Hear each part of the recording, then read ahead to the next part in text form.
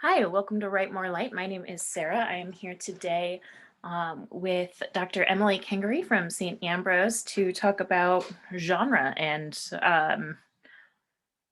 whether or not it really exists. It's a bit of a wordy problem for me. I've been having word problems with it. We're going to have a fantastic conversation with Emily, and then I'll tell you what's up at the Midwest Writing Center, and then we'll go into our free write. So thank you so much for hanging out with me today, Emily. Yeah, sure. Thanks for having me. I'm excited to do this. Have yeah, so the way this came to be, the two of us were talking. I don't remember why. I mean, I Why would remember why why. would we talk to each other? I remember why. I don't remember how it came up, but we talked about how some of our favorite work is work that sort of um, bends what genre means. Um, and that's as much of an intro on that I've got. Can you tell us a little bit about yourself, both as a writer and as a teacher? Sure. Yeah, as a writer, I guess there's some similarities in the way that I'm a writer and the way that I'm a teacher.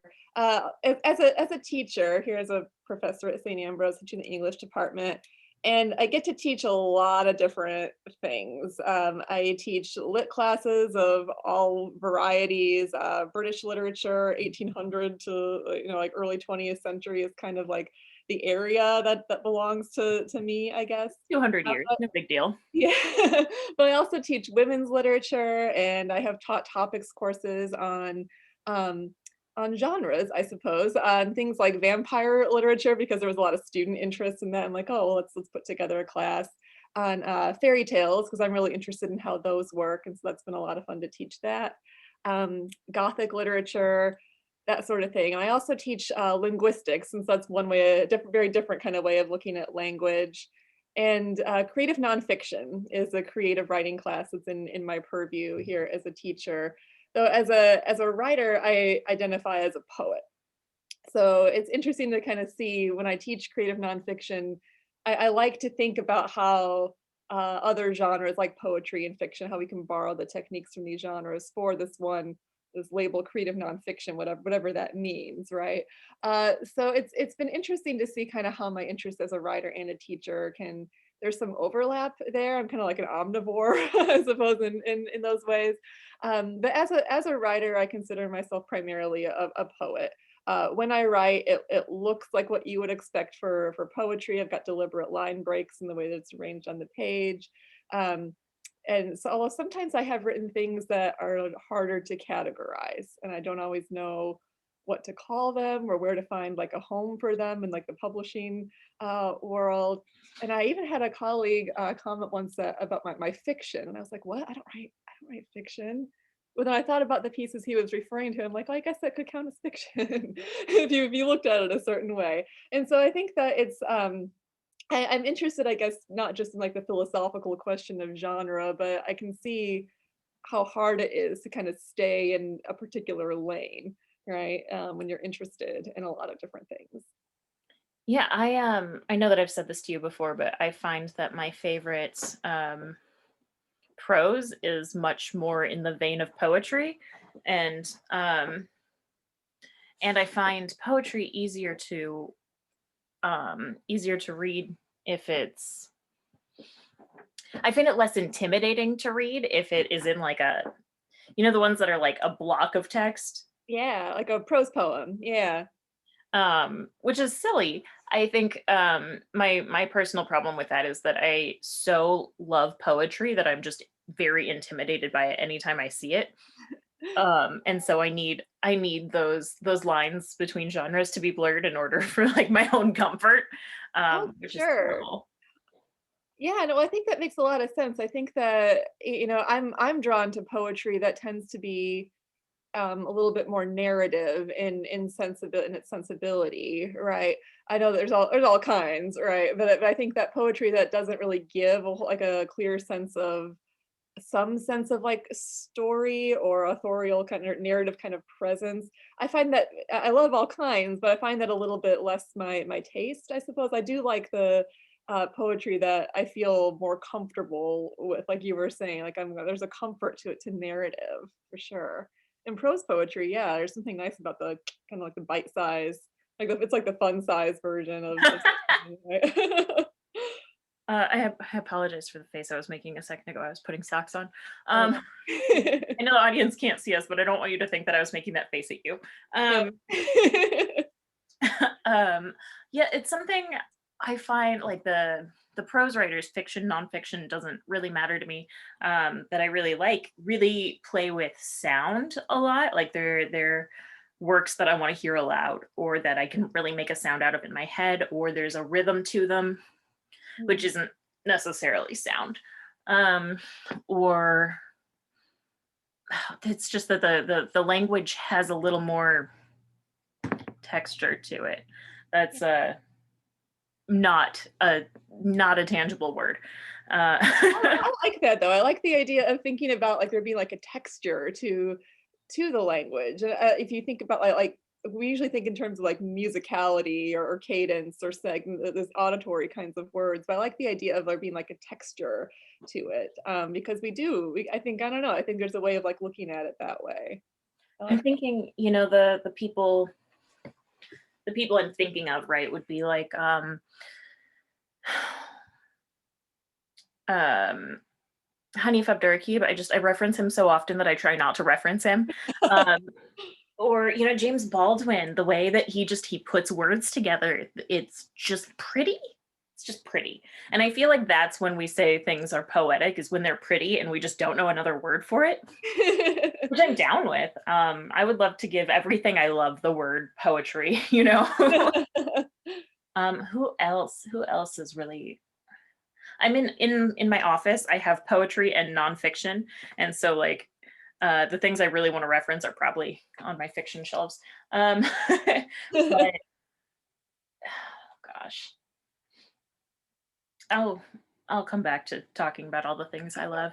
No, Um, I agree with you though, like the prettiness of something. There's something that about I know even here I was just saying like I'm drawn to poetry that's got kind of like a narrative sensibility, and so that might suggest that it sounds like natural speech or something, but that's not quite what I would mean. I think there's something about like the elegance of the language and the way that the lines can be like they pull you through, and much of I think it's a lot like music, right? The way that it can pull you through. It's very pleasing sort of aesthetic effect. I think that's true not just of poetry proper, however we want to think about that, but I think that I mean creative nonfiction, fiction, like if it doesn't like sound good, like with whether our you're reading thesis out being loud or hearing it in your real. head. Like it's got but imagistic though, right? I think that having like some kind of appeal to either the ear or the eye or whatever it may be, that's like the territory of poetry, it seems to me. Yeah. I found a book, which doesn't matter that Yeah. much. But I would say Daniel Handler really, really toes the line between like really straightforward and funny and like just the most floral language. Not language about flowers, but like there's such a delicate and floweriness to his language, or he's just kind of all out being a smartass, um, which is fun. It makes for a fun read. Back to some questions for you. Oh, okay. Um, what are your favorite things to read, to steal from, or writing that you learn the most from in regard to you as a writer, right? You as a poet. What informs your writing? That's such a good question. You know, I try to read outside of the kind of style that I would normally choose to write in myself. I think there's something really nice about reading the kind of thing that you already know you want to write or that you already do write. There's like a pleasure in like identifying with that or recognizing yourself in it. But I find that it's most generative for me to read things that I would not myself write.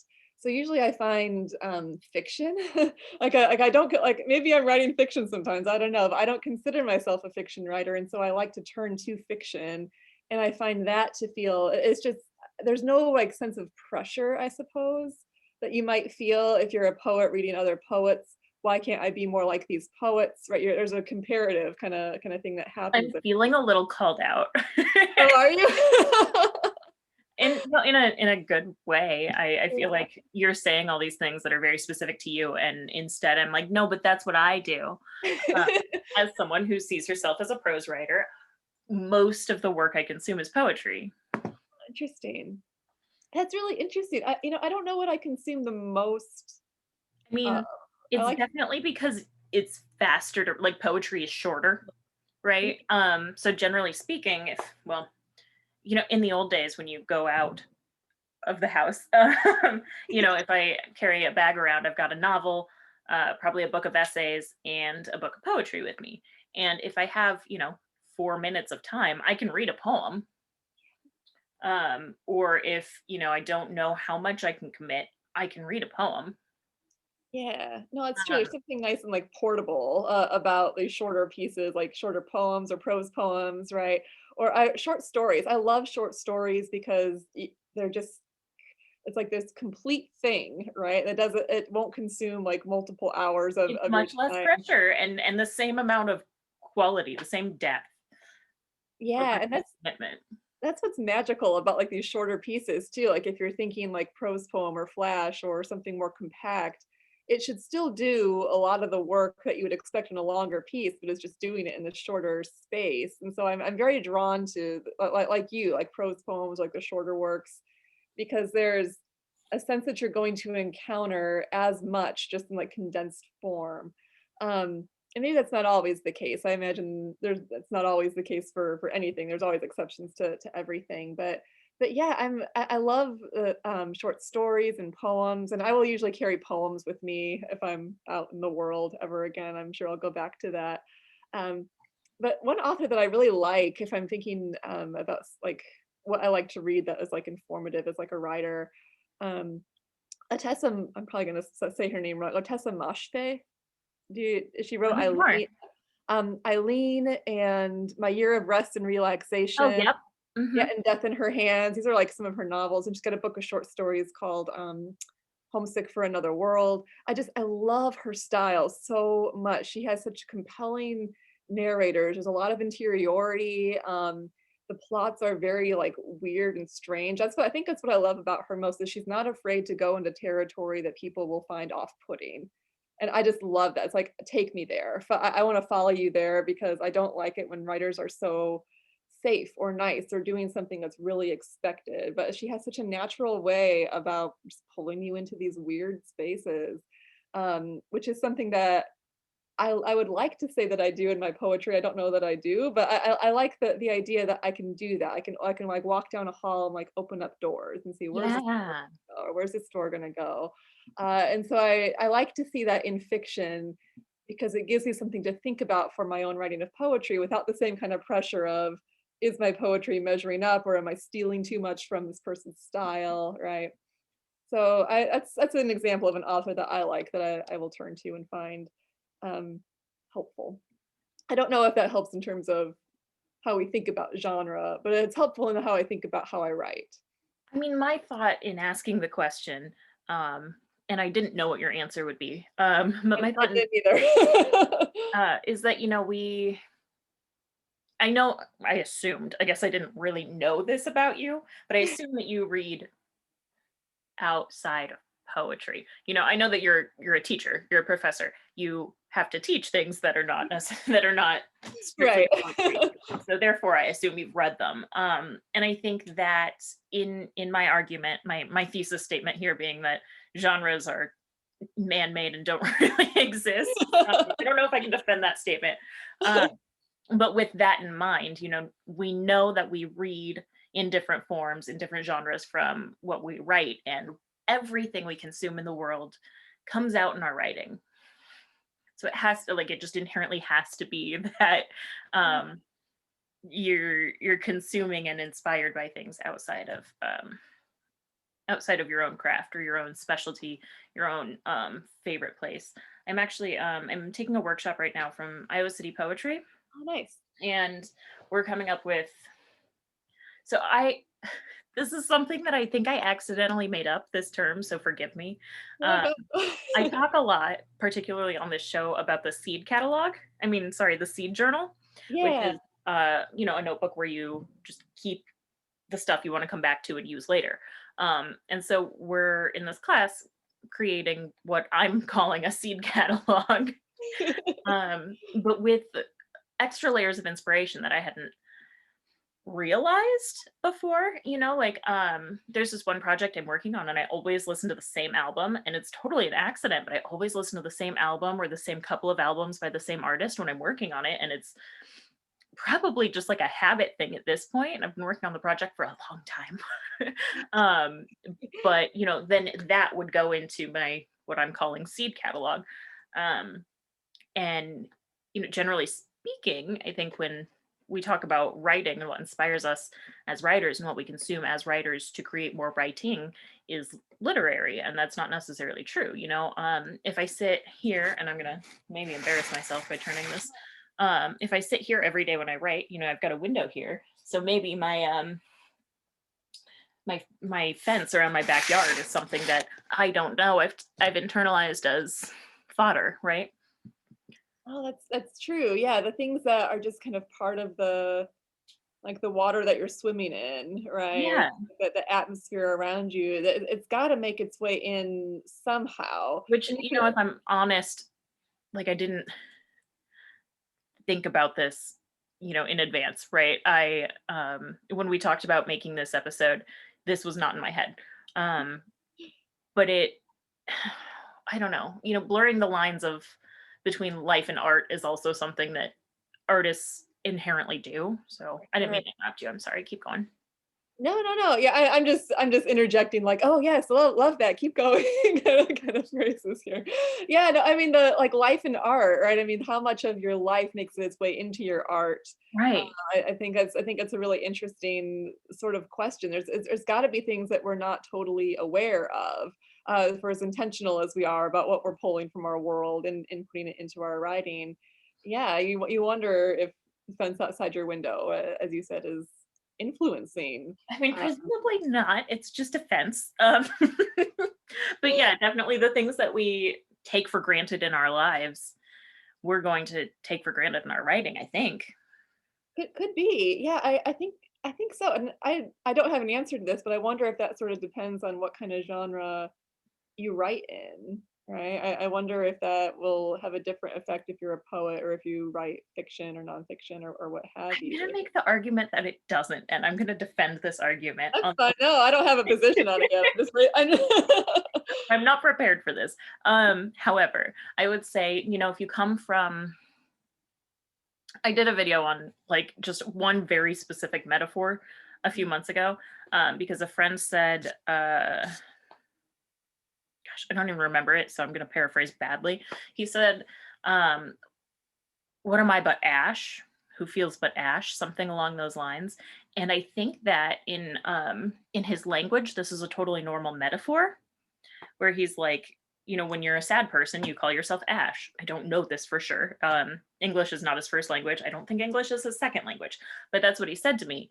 And when I talked to someone else about it, he was like, so he's Armenian and my family is Armenian. So I talked to a family member and I was like, check out this crazy line. And my dad was like, that's not that crazy if he's Armenian. So my thought is, what I think is so beautiful is just every day for someone else, and profound and like very leveled. So I would say, the stuff that we get used to that we're maybe working into our work and then eventually editing out or whatever is stuff that we just have in our heads without realizing it. That's my idea to defend that with poetry. For fiction, I am working on a piece, and there's like a house, right? There are houses. People go into houses. And I had like a map of the house in my head. I didn't describe it with great detail or anything. And I went to house sit for a friend, and it had like the exact layout of this house that I thought I created. And I walk into my friend's house to house it, and I realized this is the same layout as my childhood friend's house, and I didn't realize it until I saw another one like it. Okay. Yeah, and that's memory is weird, right? The things that will surface like from your memory that it's like we've got all these file cabinets and we don't even know like what the contents are. Right? It's only this, I think it's really fascinating to think of, okay, oh, and then when you have that moment of recognition, like, oh, I get where I'm getting this. It's kind of like when you have like a dream and you're like, why did I dream about that particular, why did that person come up or why did that place come up? And you're like, oh, you can piece it together. Well, you were thinking about this other sort of thing. There's like an interesting associative effect there. I mean, I think it's better if it's subconscious, but Yeah, yeah. Well, you make a good with the Armenian like culture and what's familiar and maybe in the expressions there versus maybe unfamiliar to and I others. don't think that has to be like because it's a different language or whatever, just the things that it are in our personal culture, our personal surroundings that we grow up with, don't seem interesting to us. And then Yeah. Well, I think you said before, like the idea that we take these things for granted, right? And I think that that's something that I've been thinking about lately in creative nonfiction, where we think about what is true. And I think that we have an idea in our I posited to a colleague earlier, like in our Western culture, and he said, well, maybe it's more having to do with like Enlightenment thinking, which is Western, but a little bit more specific, where we had this idea of what is true must be something that is like empirically verifiable, observable, that yeah. kind of thing. But if you look to like Latin American cultures, like magical realism, that sort of thing, like there's a sense that the truth is regarded maybe a little bit differently than we would think of it. And so I think that that's interesting, right? We take for granted the sense of what something needs to like pass the bar of being true. And I know this is very like messy territory, and I'm not trying to suggest that there is no truth or something like that, like that. Or it's But I all think true. but well, there are different ways of looking at truth, right? And thinking about the kind of truth that you choose to foreground in a piece of creative nonfiction, especially is kind of what I'm thinking about. But yeah, no, I think it's interesting to see that some of the things that we see, like what are the things that kind of condition, what are the parameters that make us see it that way? I think I eventually plan to bring this up later, but I often get confused or like just think about it too much in my own head, at what separates poetry from nonfiction. Just because like, is there such a thing as a fictitious poem? Yeah, yeah. I mean, Yeah, I mean, like nursery rhymes, I guess. right, right. Well, I'll kind of ramble my way through some ways of thinking about this. I suppose. You were thinking like what separates like poetry from fiction specifically, or Oh, just poetry in nonfiction. nonfiction? I think that there's an inherent truth to poetry, which, like maybe I'm not talking about a specific event that happened, but I would never ever be like, this is a book of fiction poems. Right, right. Yeah, no, I think that makes a lot of sense. I think and I run into this a lot when I teach creative nonfiction, because I do ask that they like we look at like the lyric essay, right? And everyone's like, what am I supposed to do with this? It's like, essayistic, like prose writing that takes on a lot of the qualities of poetry. It behaves like a poem, right? So I'm asking them to think about how poetry can be really important to expressing these true stories, right? And with nonfiction, I think that there's a sense of there has to be some kind of rooting in what is actual in a way that a poem doesn't have to stick to that. I think in creative nonfiction, that's an expectation that you are rooted in the actual. And if you do kind of move into speculative territory, or if you do kind of deviate from that in any sort of way, that you have to Much signal metaphor. right, but you would have to signal in some way to the reader where you're taking it and why, right? Because the inquiry centers on something that is actual. And I think in poetry, you just have free reign to explore all kinds of things. Like you can invent so much more, and you can mythologize a lot more in poetry than you could in nonfiction. Not that some of that doesn't necessarily, I don't know. I think sometimes that does happen in nonfiction, but it's a matter of like the dose or something, right? Like how much are you doing that to tip the balance one way or I'll the know it other? when I see it. I mean, I know that's not a satisfying way of looking at it, but I think it's kind of got to be the way of looking at it to some extent. Oh, Um, for sure, which, if you're thinking about the content of something, right? But I think what differentiates poetry and creative nonfiction has to do a lot more with the form that it takes on, right? I mean, not nonfiction, we're looking at prose or something that you would recognize as primarily prose, even if it is like recombinant or drawing from other genres in some way.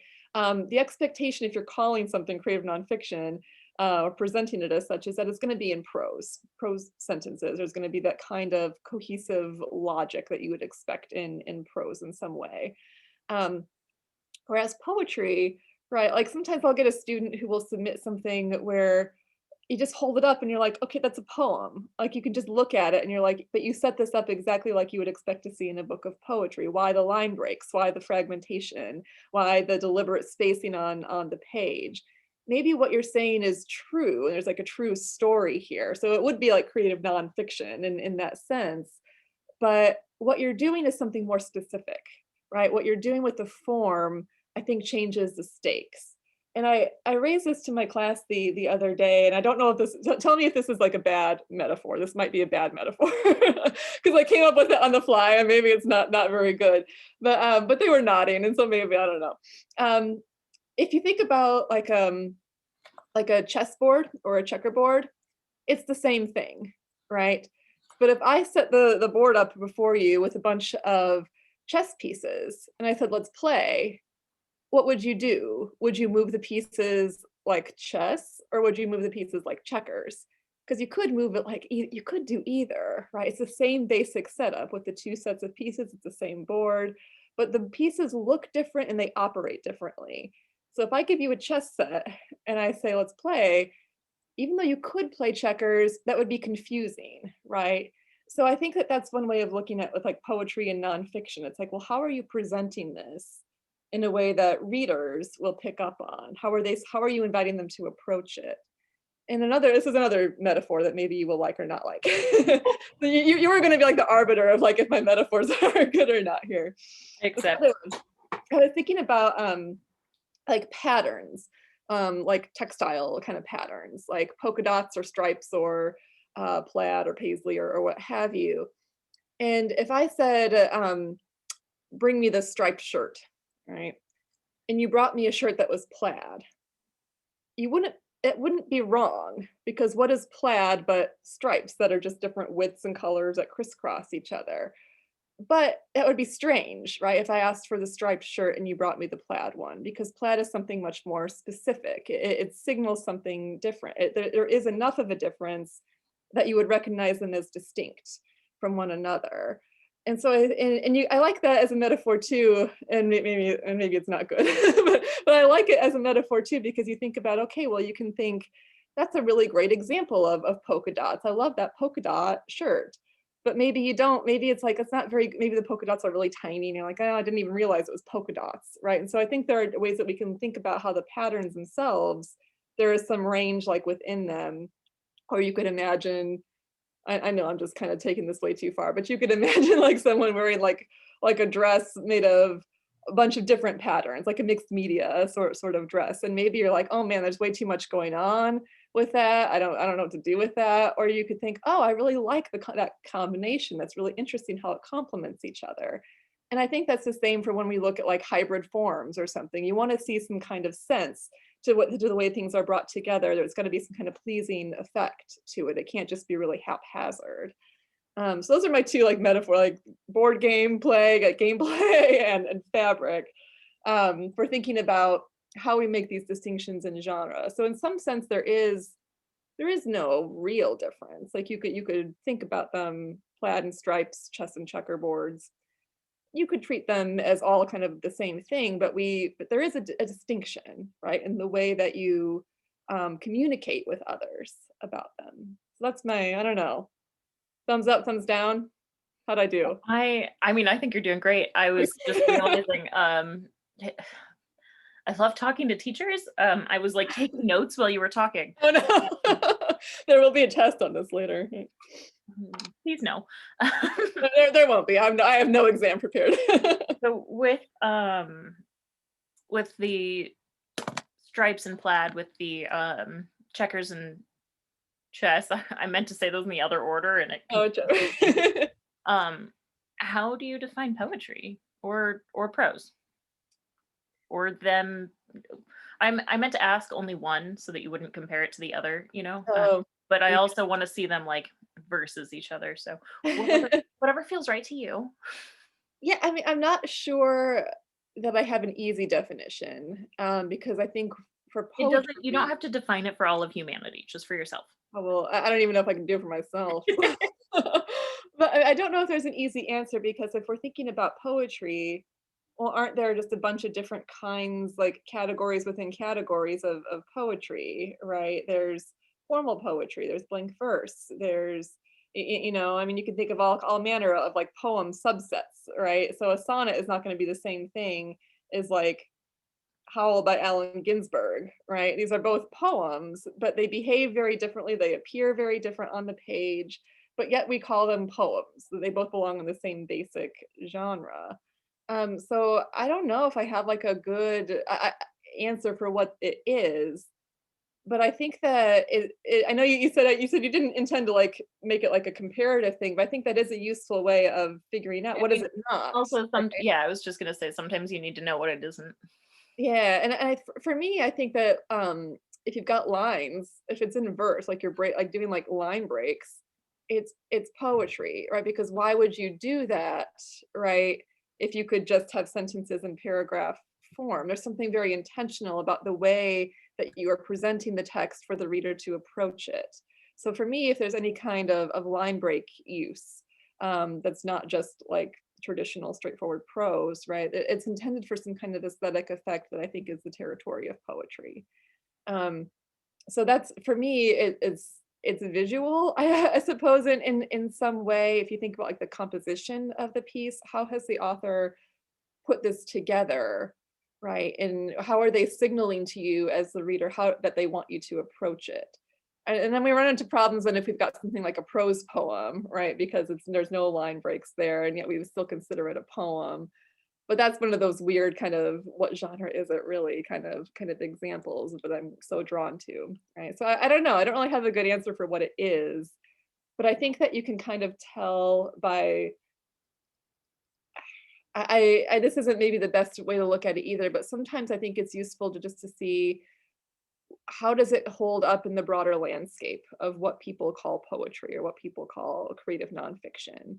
Um, if someone brought me like something that looked like a poem with lots of line breaks and everything, and they'd say, "I'm going to submit this to Creative Nonfiction Magazine," I'd say, "Okay," but I'd say, "Well, they probably won't take it because it's not the kind of thing. Have you looked to see the kind of thing that they usually take?" And that's good advice all the time, right? I mean, every publisher is going to say, "Hey, take a look and see what we typically publish," right? So you can see if yours is a good fit here. Um, so I think that it's a much more complicated answer than I want it to be, but I think that kind of going by what it's not, or what it typically is in a broader landscape are useful sort of guidelines. I don't know. What do you think? Oh, I don't know. That's why I'm asking you. But I tried to look up while you were talking. I remember at some point being told there was some famous quote. I mean, like a long time ago, where someone defines a poem as a piece of writing where the lines don't go all the way across the page. Ah, Um, but I feel like that's cheating.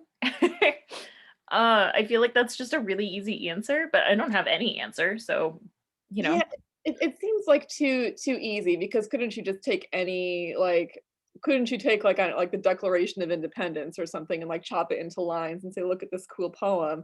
And yeah, I mean, I guess you could, right? So there seems like there has to be something more than just that would make it a poem. Although what that is, I don't have good answers for. And so you know it when you see it, sort of I know, sort of and thing, I keep right? I mean, thinking that, and I feel guilty that I keep no, thinking that.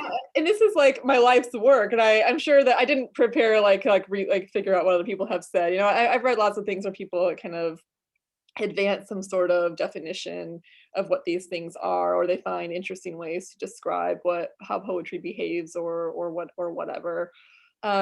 I don't have any at the ready, unfortunately, but but because I think just by virtue that there are so many people who are trying to define what it is and how it works, and you're going to get different answers, and people have different ideas about what makes something good poetry, versus maybe you just chopped up an essay, right? I don't know. I think that so much of it just depends on so many things that it's difficult to pin down.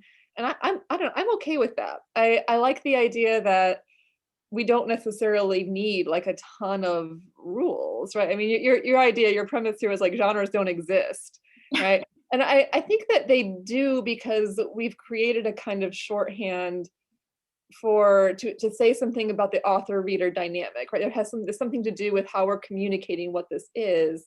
There's like a marketability here. Like if you call something like if you think about like memoir and how hot memoir is like in the literary marketplace, well, there are certain expectations for what that means. If you call something a memoir, readers, you know, browsing the shelves of the bookstore, you're going to think, oh, a memoir. You'll have an idea of what that's going to be, right?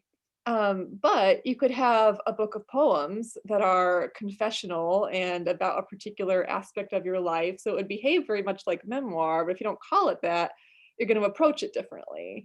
So I think that it has something to do with what we expect from readers and what readers expect from us, um, and how, you know, of course, you know, publishers kind of are the middleman. They're kind of trying to negotiate things to make a buck. But I think if we don't, even if we don't think about that part of it, um, it does have to do with audience, right? What I call something, what I feel comfortable calling something creative nonfiction, um, if really what how I knew it would be received is as poetry, right? And I think that that matters to me. That matters how you're approaching your audience and how your audience is going to pick up your piece and think about it.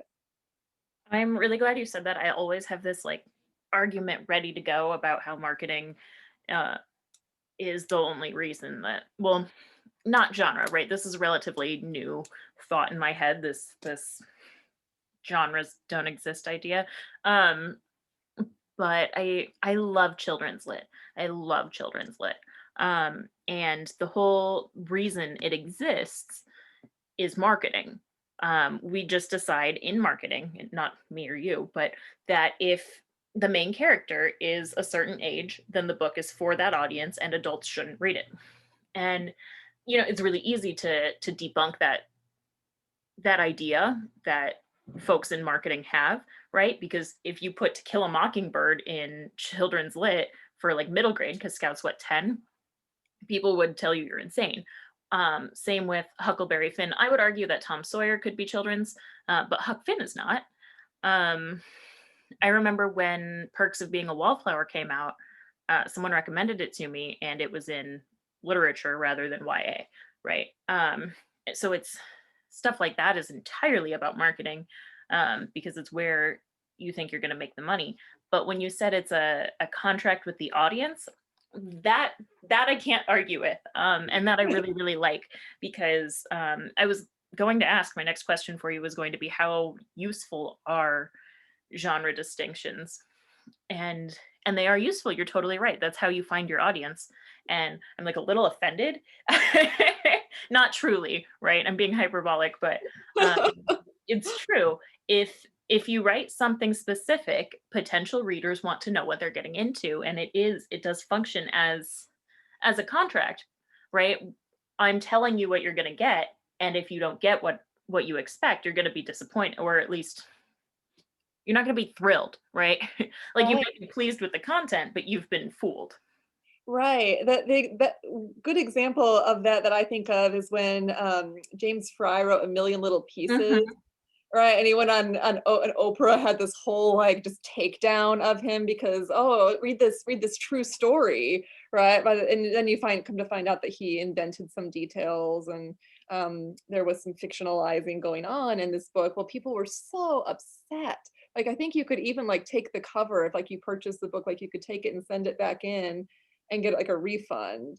Uh, because people were so mad that they accidentally read like what, like a novel? Right, right, right, right. Right. It's like, well, but because you label it as one thing, right? I mean, I think that these But I think that's much different than like that's a very good example because it's such an extreme example, right, right. right? It We is think that extreme. um, Yeah. the difference between or what's that book? The Storied Life of AJ Fikry is about. I'm gonna give terrible spoilers, I guess, but the book's been out for 20 years, so so But I don't know. spoiler. I don't know it. Yeah. There's this I don't know meet cute over a book that these two people love, and it is marketed as a memoir, and it turns out at the end, this is the spoiler, plug your ears for 4 seconds. It turns out it was fiction. And,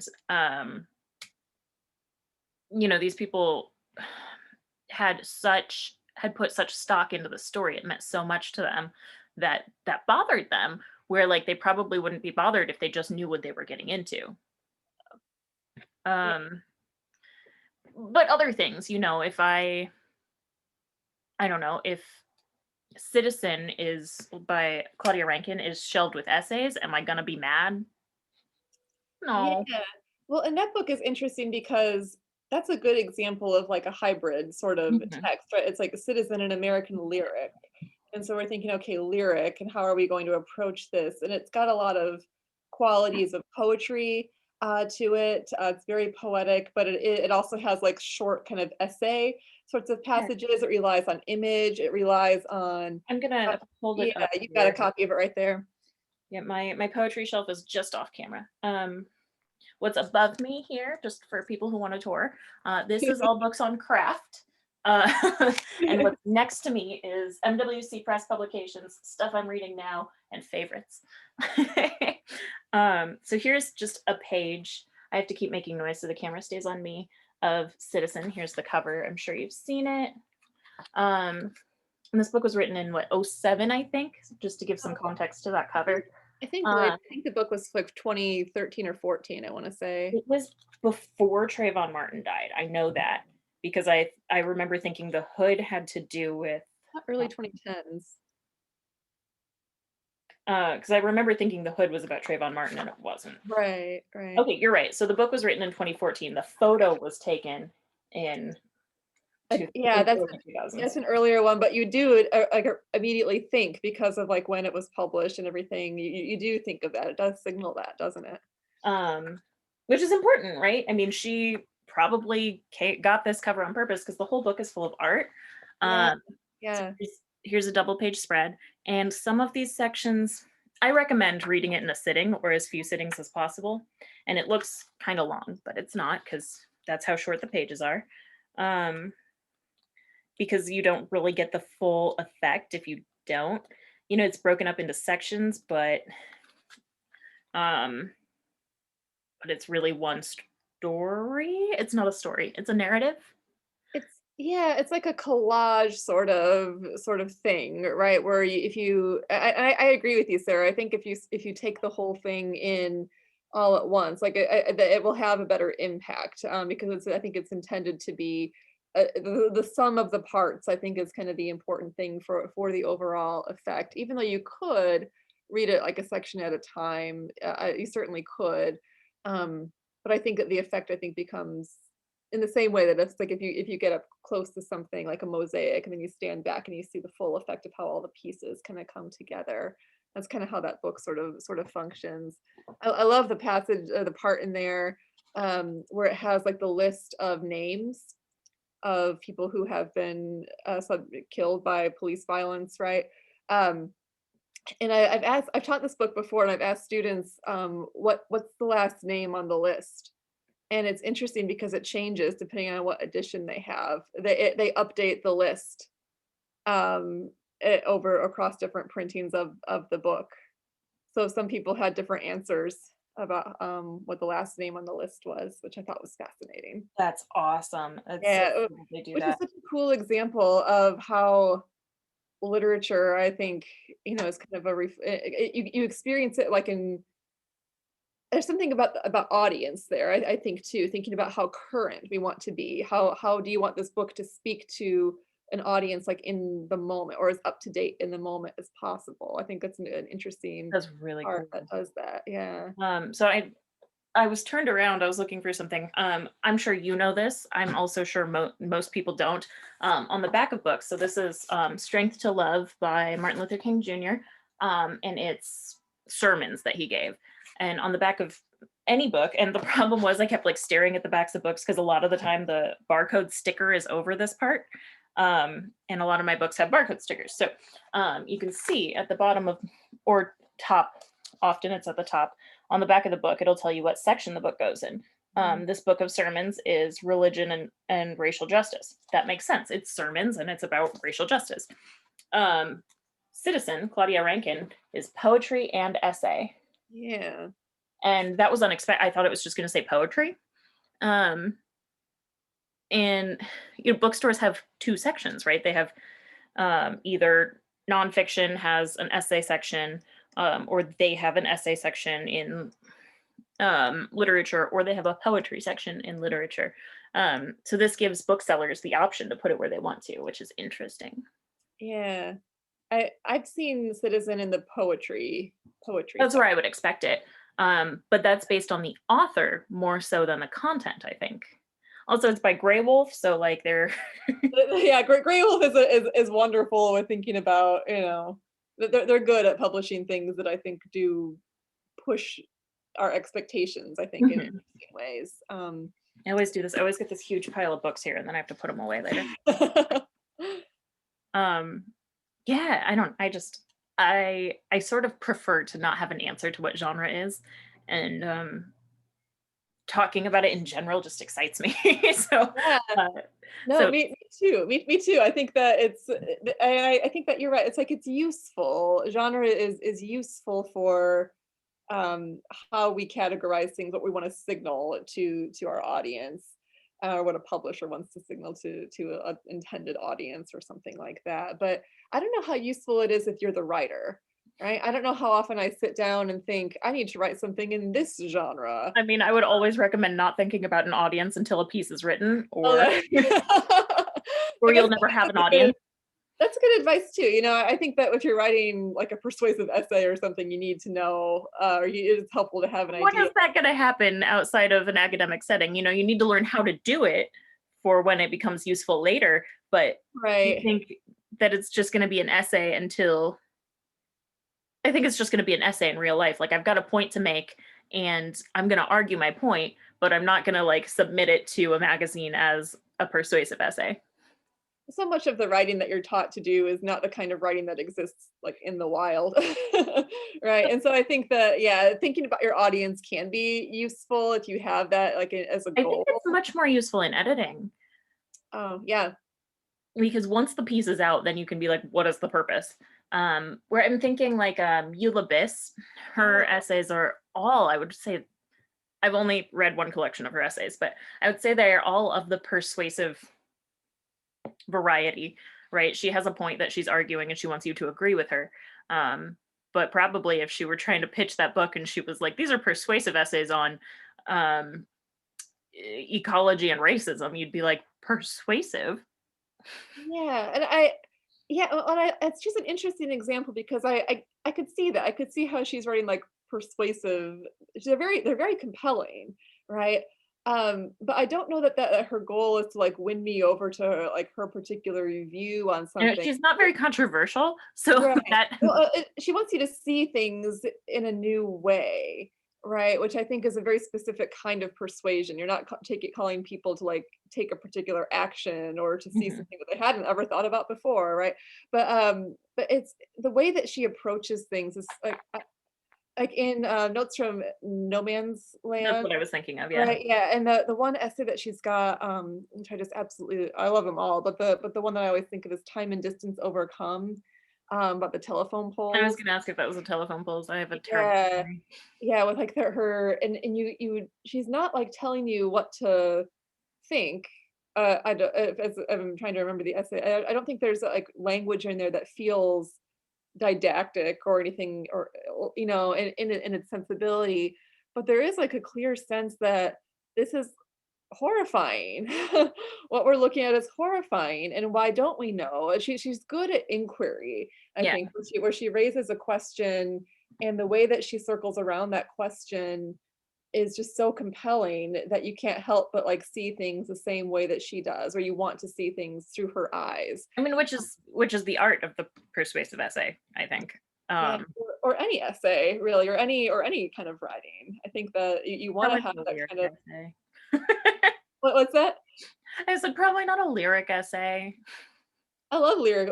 Not a lyric essay? Yeah, I would say they're not so persuasive. That was it. Oh, yeah. I mean, they're meant more to be like aesthetic objects, I think sometimes. Although I think they can do both. I've read lyric essays that do have a kind of, I don't know, argument in them in some way. I don't know. But I think on the whole it's like the goal is like the aesthetic experience of the piece. So So we are getting low on time. Did oh, you bring a piece to share with us?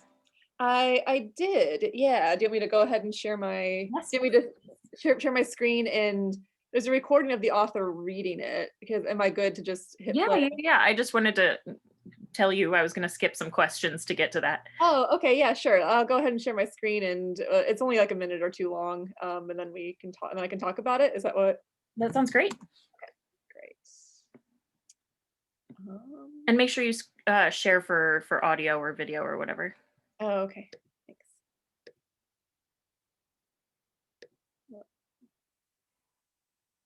Uh, oh, it's telling me something about security preferences. Here, I'll just message you the link, and maybe you can share it. Okay. Sorry, I usually use a different Zoom sort of platform when I'm here at work. So. Oh, right, right, right. So the university would have its own.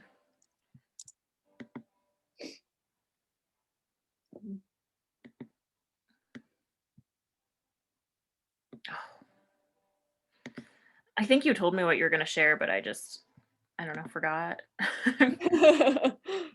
Okay. So I will.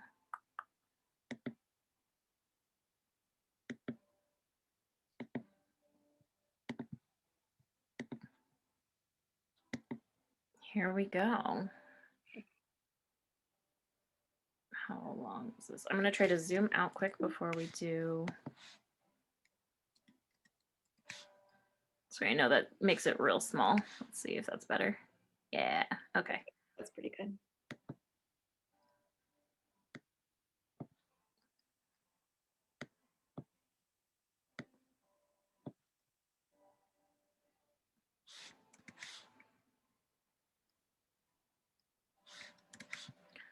So particular. Okay, here we go.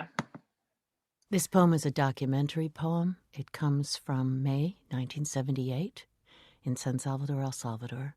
It contains an obscenity. I feel I should announce that in advance.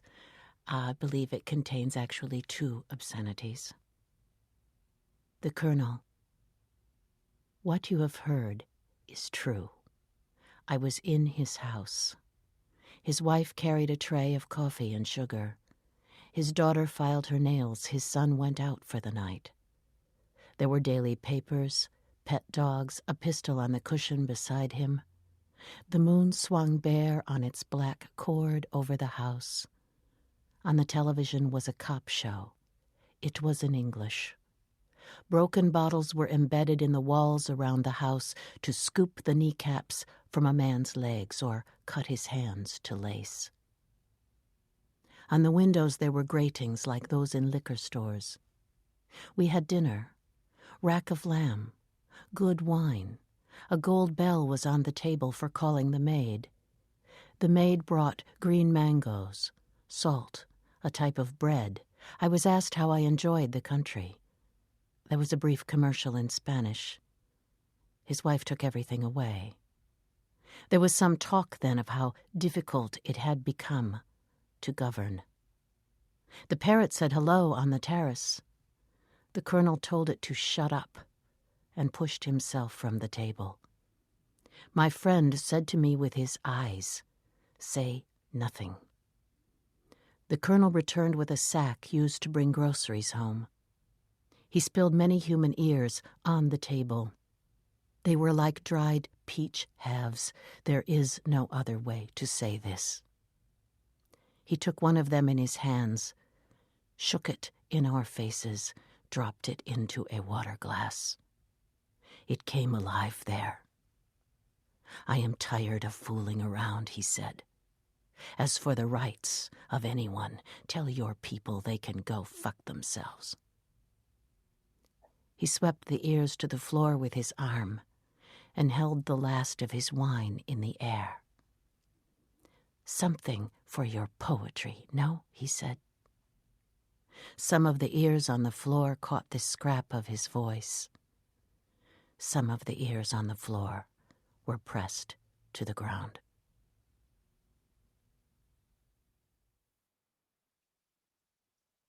I love this piece. I love this piece so much. And I use it like in all different kinds of contexts too. Like I feel like I can bring it into pretty much any classroom for different reasons. And so there's something that's really versatile about a piece like this. And it seems to be categorized as a poem, right? It appears at Poetry Foundation, right? It's if you scroll down a little bit to like the little bio information here, yeah, all lines from the Colonel, from The Country Between Us by Carolyn Forche.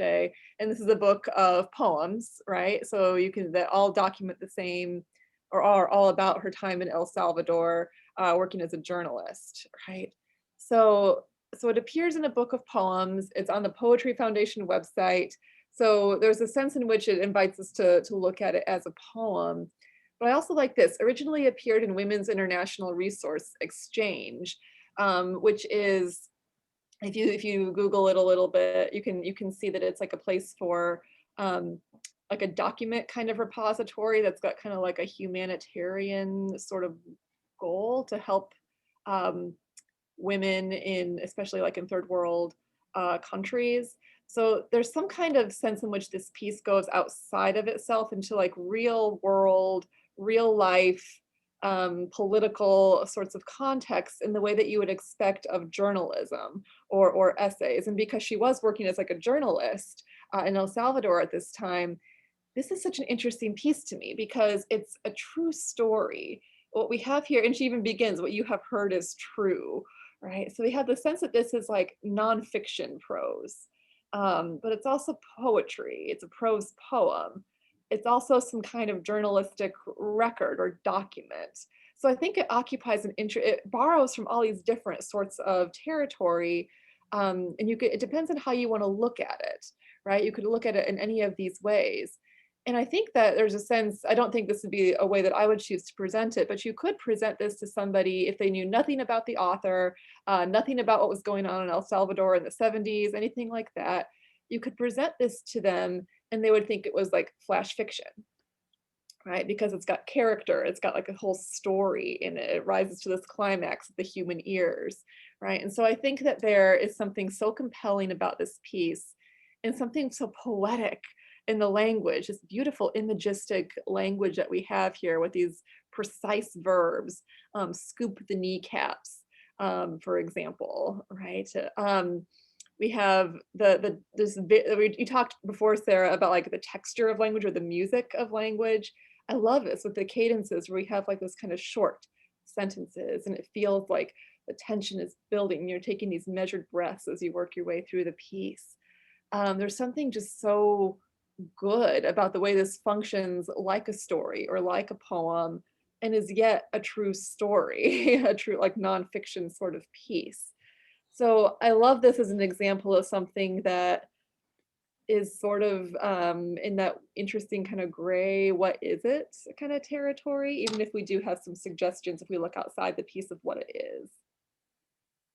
Yeah, and something something I love is how often, and maybe it's just me, how often we use words about writing that feel like their definition is very mutable.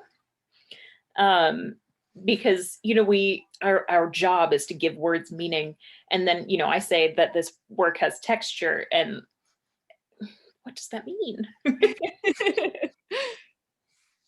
Okay, I'm gonna stop screen sharing. I know I screen shared and then came back to it. Um, well, maybe I'll come back to it again.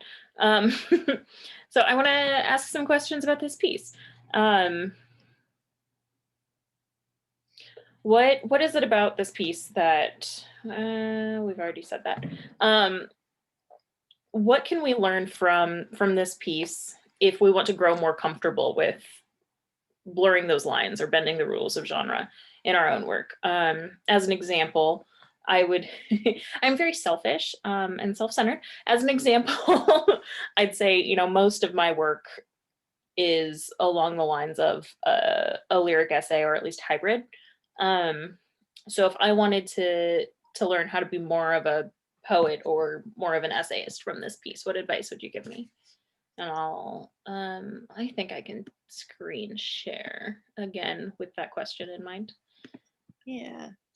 Well, I think that it's a good example of if we're starting from the premise that perhaps hypothesis that genres do not exist, or that there are no techniques are like the privileged sort of techniques of a particular genre.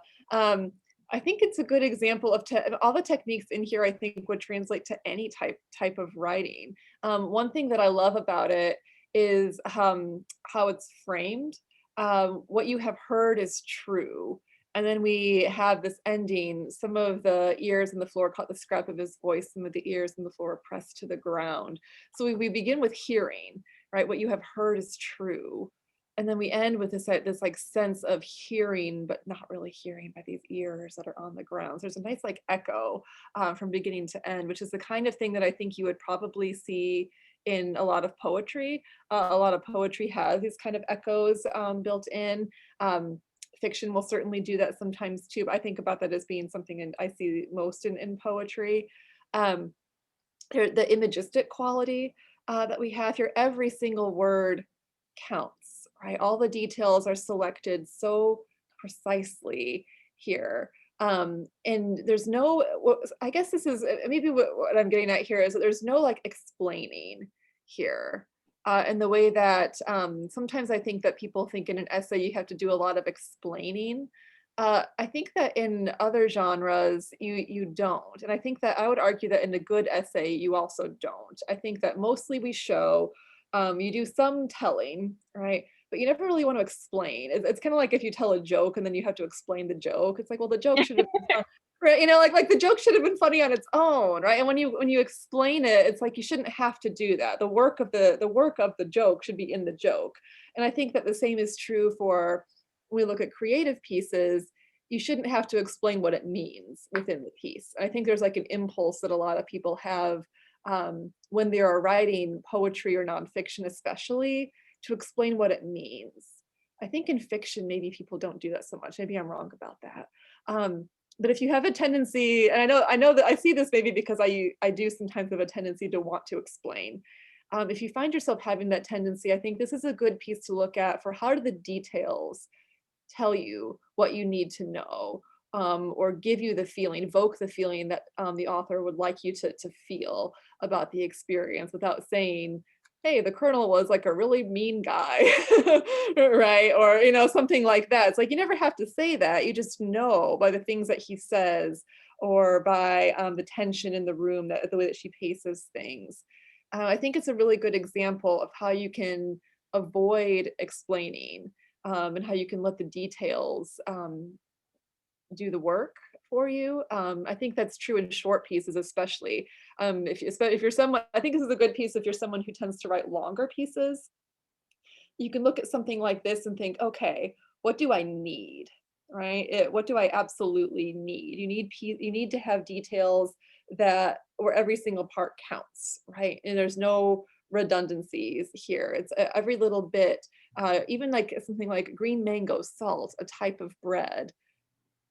Short sentence, short, very simple details, and yet I get a sense of where we're at. I get a sense of atmosphere through those details, like it's visual, right? It's food, which I think sets you up later in the piece for like the human ears being like peach halves, right?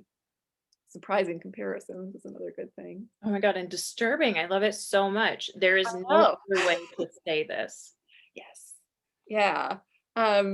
I'm just sort of rambling my way through this because I love this piece so much. When I love something, I tend to just kind of, it's like I'm on a train, just like zooming away.